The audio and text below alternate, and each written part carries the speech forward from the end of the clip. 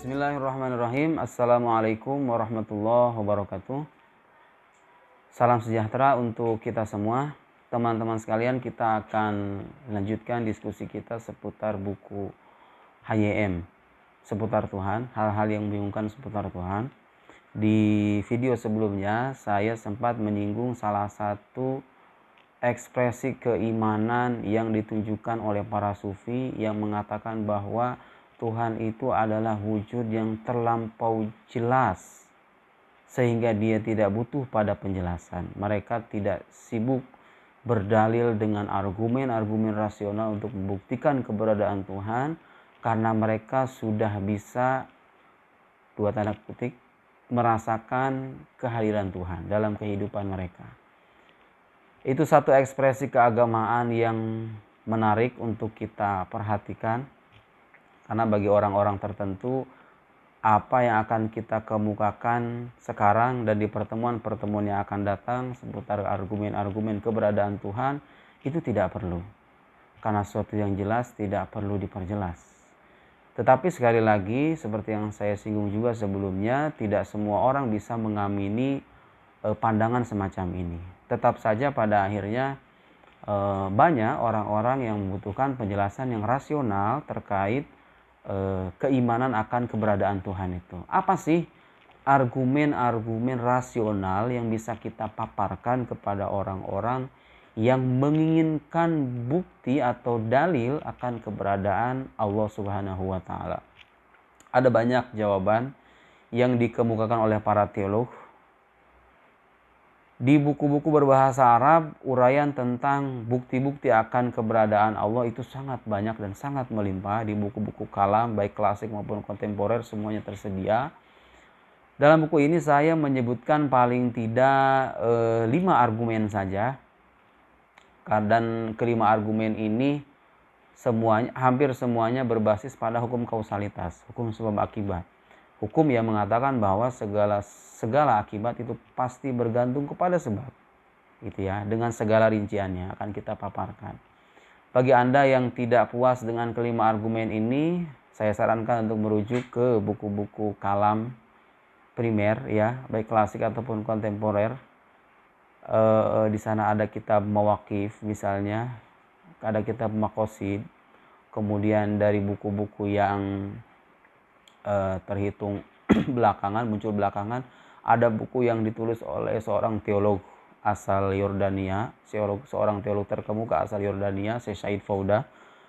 Syekh Said Faudah itu menulis satu buku dan ini disertasi beliau, yang mengulas tentang dalil-dalil rasional akan keberadaan Tuhan. Judulnya Al-Adillah Al-Aqliyah Ala Wujudillah Bainal Mutakallimin Wal Falasifah. Saya sarankan Anda untuk membaca buku itu jika kurang puas dengan uraian yang ada di dalam buku ini. Kemudian ada buku yang ditulis oleh Ali Sami Amiri. Sami Amiri ini penulis Mesir setahu saya. Dia termasuk penulis yang produktif juga. Ada satu bukunya yang berjudul Barohin Ala Wujudillah, itu tebal segini, sekitar 700 halaman. Kalau Anda kurang puas, di sini saya menyertakan argumen yang secukupnya. Paling tidak untuk membuktikan bahwa keimanan kepada Allah Subhanahu wa taala itu sangat senafas dengan akal sehat. Tidak bertentangan dengan hukum akal, justru keimanan kepada Tuhan itu merupakan keniscayaan hukum akal itu sendiri. Artinya, selama kita percaya dengan hukum-hukum akal, selama kita mendaku sebagai orang yang ingin berpikir secara rasional, niscaya keimanan akan keberadaan Tuhan itu sama sekali bukan hal yang bertentangan dengan akal, justru diperkuat oleh akal. Di samping agama juga mengatakan Tuhan itu ada tentunya. Baik, sekarang kita akan jelaskan secara ringkas satu dalil pertama tentang keberadaan Tuhan. Apa bukti kalau Tuhan itu ada? Dalil pertama ini yang akan saya jelaskan ada di halaman 12 sampai halaman 17. Dalil yang kita sebut dengan dalilul huduts. Buku-buku kalam menyebutnya dalilul huduts atau burhanul huduts. Atau kadang juga disebut dengan ad-dalil al-kauni, argumen kosmologis. karena disebut dengan argumen kebaruan. Saya menyebutnya argumen kebaruan. Dalil huduts atau burhanul huduts itu artinya argumen kebaruan. Kenapa argumen pertama ini disebut dengan argumen kebaruan? Ada satu kata kunci yang perlu kita pahami di sini, yaitu kata huduts. Huduts itu maknanya kebaruan. Sesuatu yang baru dalam ilmu kalam itu disebut sebagai sesuatu yang hadits, bukan hadis ya, tapi hadits. Sesuatu yang baru itu namanya hadits. Maksudnya baru apa? Yang dimaksud dengan sesuatu yang baru itu sesuatu yang tadinya tidak ada kemudian ada. Lam yakun tsumma kan, gitu istilah para teolog. Sesuatu yang tadinya tidak ada kemudian ada. Dengan kata lain, sesuatu yang memiliki permulaan. Sesuatu yang memiliki permulaan dalam bahasa ilmu kalam itu namanya sesuatu yang hadits, sesuatu yang baru. Kebaruannya disebut dengan istilah huduts. Sesuatu yang hadis adalah sesuatu yang tadinya tidak ada kemudian ada, atau sesuatu yang ada dari ketiadaan. Tadinya tidak ada kemudian ada. Bagaimana rangkaian argumen ini? Singkat saja, argumen ini mengatakan bahwa alam semesta ini ada dari ketiadaan. Penting dicatat bahwa premis yang mengatakan bahwa alam semesta ini ada dari ketiadaan itu hampir disepakati oleh mayoritas para ilmuwan. Para ilmuwan mengatakan bahwa alam semesta ini memiliki permulaan. Paling tidak teori Big Bang atau yang sering disebut dengan Al-Infijar Al-Azim dalam istilah para teolog Arab. Teori Big Bang itu teori yang sampai sekarang masih diterima secara luas oleh para ilmuwan. Teori itu menegaskan bahwa alam ini ada permulaannya, ada awalnya. Sesuatu yang kita katakan ada awalnya berarti tadinya nggak ada, kemudian ada. Sesuatu yang memiliki permulaan adalah sesuatu yang tadinya tidak ada, kemudian ada. Alam ini, premis pertama mengatakan alam ini ada dari ketiadaan. Oke, premis selanjutnya mengatakan segala sesuatu yang ada dari ketiadaan itu pasti ada yang mengadakan. Dan ini hukum akal. Seperti yang tadi saya singgung, sebagian besar argumen-argumen rasional yang membuktikan keberadaan Tuhan itu berbasis pada hukum kausalitas. Dan hukum kausalitas itu adalah hukum yang bersifat aksiomatik. Artinya hukum yang jelas dan diamini oleh semua orang yang berakal sehat. Tidak ada orang yang bisa mengingkari bahwa segala sesuatu yang ada dari ketiadaan itu pasti ada yang mengadakan. Kalau Anda melihat motor, melihat mobil, bangunan, tadinya nggak ada, kemudian ada. Jangankan motor lah, barang-barang kecil seperti pulpen saja, barang kecil seperti pulpen yang tadinya nggak ada kemudian ada, tidak mungkin Anda mengatakan bahwa pulpen itu mengadakan dirinya sendiri. Dia menyusun dirinya sendiri dan menciptakan dirinya sendiri. Hanya orang-orang yang bernalar gila yang mengatakan bahwa sesuatu yang tadinya tidak ada kemudian ada, lalu dia mengadakan dirinya sendiri. Sangat tidak masuk akal. Pulpen saja kita imani keberadaan pembuatnya. Bagaimana mungkin ketika ada orang mengatakan ada sebuah motor, tadinya tidak ada, kemudian dia mengatakan bahwa motor itu mengadakan dirinya sendiri. Sangat tidak masuk akal. Oke.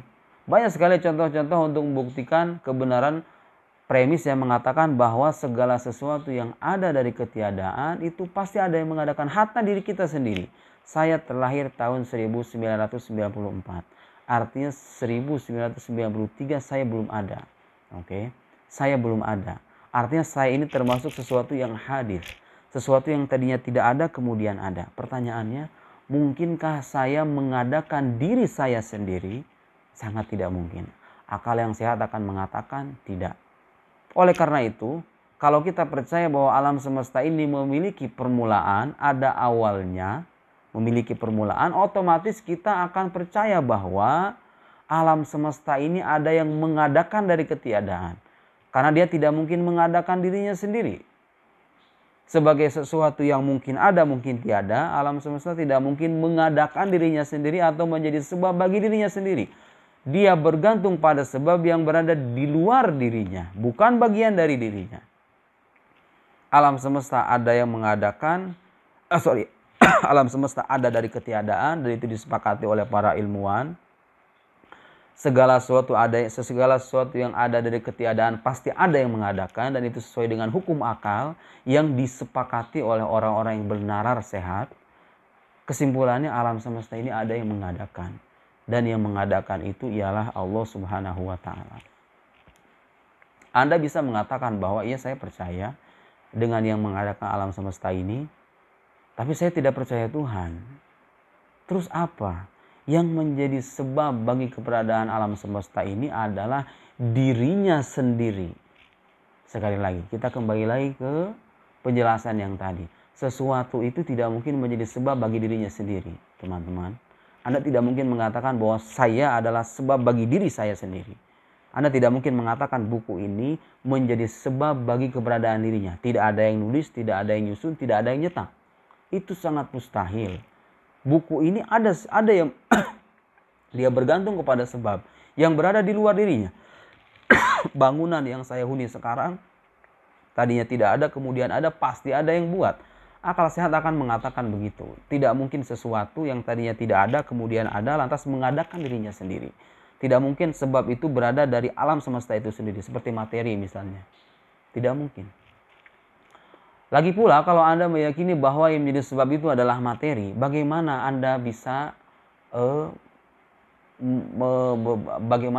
memandang pandangan itu sebagai pandangan yang masuk akal, sementara alam semesta yang kita saksikan ini sedemikian dahsyat, luas, dan membuat decak kagum para ilmuwan. Materi yang tidak bisa mendengar, tidak bisa melihat, tidak bisa berbicara, lantas ada jadikan sebagai sebab dibalik keberadaan alam semesta yang sedemikian luas dan dahsyat ini. Mana yang lebih masuk akal? Orang yang mengatakan bahwa sebab dibalik keberadaan alam semesta ini adalah Tuhan yang maha kuasa, maha mendengar, maha melihat, maha berbicara, maha segala-galanya, atau materi yang bisu, yang tuli, yang tidak bisa bicara, tidak bisa memberikan kekuatan apa-apa. Tentu keyakinan yang mengatakan bahwa yang menjadi sebab itu adalah Tuhan itu jelas jauh lebih masuk akal ketimbang keyakinan orang-orang yang mengatakan bahwa yang menjadi sebab itu adalah materi. Jadi sampai titik ini kita berkesimpulan bahwa keyakinan akan keberadaan Allah Subhanahu wa taala itu sangat selaras dan sangat senafas dengan akal sehat kita. Bagi kawan-kawan yang ingin penjelasan lebih lanjut tentang uraian ini atau masih ada yang punya pertanyaan, saya persilakan untuk mengajukan pertanyaan di kolom komentar. Sekian. Wassalamualaikum warahmatullahi wabarakatuh.